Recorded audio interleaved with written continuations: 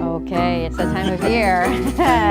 Another year of checking out some of the spookiest spots in and around St. Louis. Yeah, places I'm going to stay away from. Yeah, exactly. On this terrifying Tuesday, our Sydney Stallworth takes us off the beaten path to a haunted one. We're headed to the city of Wildwood to walk the trails that cover a long gone road. I want you all to be welcome to Zombie Road. Was not a believer before, totally a believer now.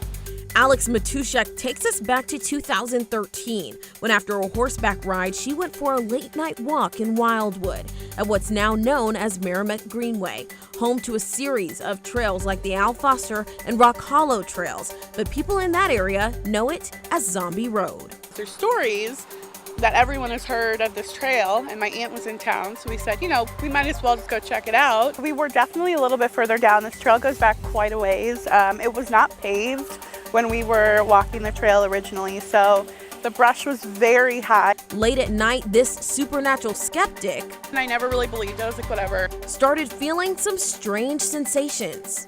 There were like pockets of colder air. Then a sound she'll never forget. We hear kind of this high-pitched squeal almost, sounding like it was from either a young girl or maybe a teenage girl, young woman.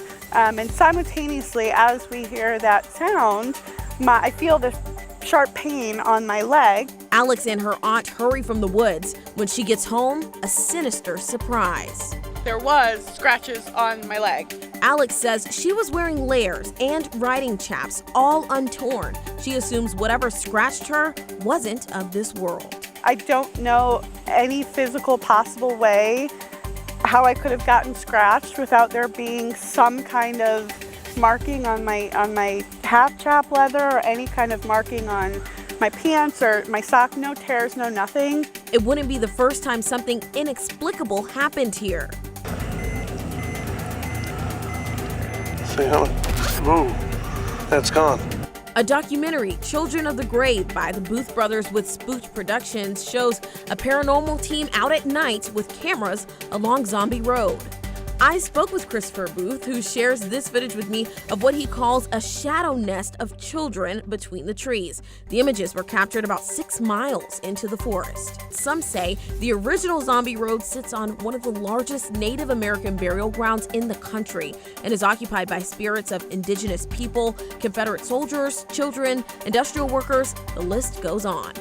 I talked with a representative from St. Louis County Parks who urges you not to go out searching for anything on or around the trails at night. The trails close before sunset, and wandering around the woods is obviously dangerous. And I'm not really into the paranormal kind of stuff. Never really believed in it until this experience. With your spooky spot, I'm Sydney Stallworth, 5 on your side.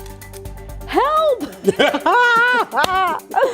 I believe. I am a 100% believer. Here's what I do. I just avoid all the places that might be haunted. That way I don't have to worry about it. But it's tough for me to watch movies. I was watching the movie The Sixth Sense once in the daytime, and I still jump. Yeah. You know, what about The Exorcist? That's like based I in cannot St. watch Louis. that. Yeah, but I can't watch that. Way too scary. I'm scared right now.